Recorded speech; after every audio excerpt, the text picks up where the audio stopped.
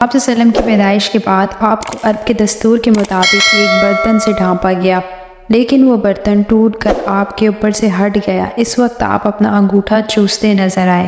اس موقع پر شیطان بری طرح چیخا۔ تفسیر ابن والخود میں ہے کہ شیطان صرف 4 مرتبہ چیخا۔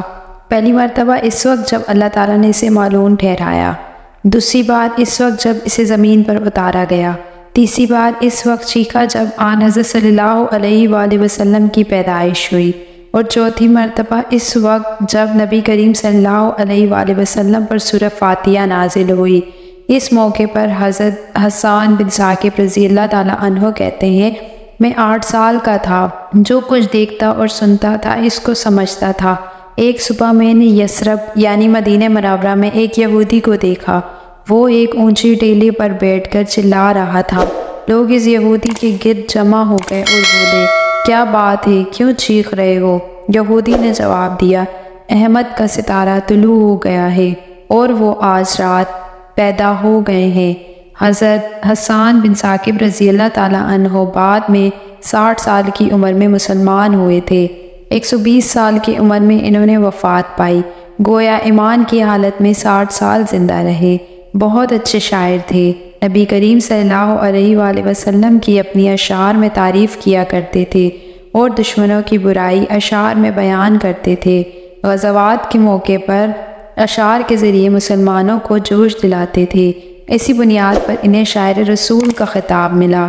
حضرت کو احباب رضی اللہ تعالیٰ عنہ فرماتے ہیں کہ میں نے توریت میں پڑھا ہے کہ اللہ تعالیٰ نے حضرت موسیٰ علیہ السلام کو آن حضرت صلی اللہ علیہ وآلہ وسلم کی ولادت کی وقت کی خبر دے دی تھی، اور حضرت موسیٰ علیہ السلام نے اپنی قوم بنی اسرائیل کو اس کی اطلاع دے دی تھی۔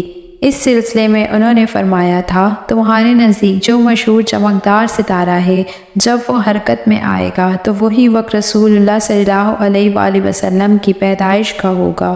یہ خبر بنی اسرائیل کے علماء ایک دوسرے کو دیتے چلے آئے تھے، اور اس طرح بنی اسرائیل کو بھی آن حضرت صلی اللہ علیہ وآلہ وسلم کی ولادت کا وقت یعنی اس کی علامت معلوم تھی۔ حضرت عائشہ رضی اللہ تعالیٰ عنہ سے روایت ہے کہ ایک یہودی عالم مکہ میں رہتا تھا۔ جب وہ رات آئی جس میں آن حضرت صلی اللہ علیہ وآلہ وسلم پیدا ہوئے تو وہ قریش کی ایک مجلس میں بیٹھا تھا۔ اس نے کہا، کیا تمہارے یہاں آج کوئی بچہ پیدا ہوا ہے؟ لوگوں نے کہا، ہمیں تو معلوم نہیں۔ اس پر اس یہودی نے کہا، میں جو کچھ کہتا ہوں اسے اچھی طرح سن لو۔ آج اس امت کا آخری نبی پیدا ہو گیا ہے، اور قریش کے لوگوں وہ تم میں سے ہی ہے، یعنی وہ قریشی ہے۔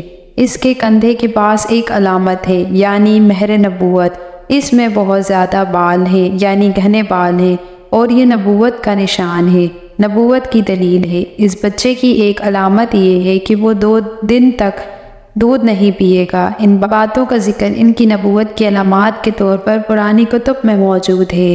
علامہ ابن حجر نے لکھا ہے، یہ بات درست ہے، آپ نے 2 دن تک دودھ نہیں پیا تھا۔ یہودی عالم نے جب یہ بات بتائی تو لوگ وہاں سے اٹھ گئے۔ انہیں یہودی کی باتیں سن کر بہت حیرت ہوئی تھی۔ جب وہ لوگ اپنے گھروں میں پہنچے تو ان میں سے ہر ایک نے ان کی باتیں اپنے گھر کے افراد کو بتائیں۔ عورتوں کو جو کہ حضرت آمنہ کے ہاں بیٹا پیدا ہونے کی خبر ہو چکی تھی، اسی لیے انہوں نے اپنے مردوں کو بتایا، ذرا چل کر مجھے وہ بچہ دکھاؤ۔ انہیں لوگ اسے ساتھ لیے حضرت آمنہ کے گھر کے باہر آئے، اس سے بچہ دکھانے کی درخواست کی۔ آپ نے بچے کو کپڑے سے نکال کر انہیں دے دیا۔ لوگوں نے آپ کے کندھوں پر سے کپڑا ہٹایا۔ یہودی کی نظر جو ہی مہر نبوت پر پڑی، وہ فوراً بے ہوش ہو کر گر پڑا۔ جب وہ ہوش آیا تو لوگوں نے اس سے پوچھا، تمہیں کیا ہو گیا تھا؟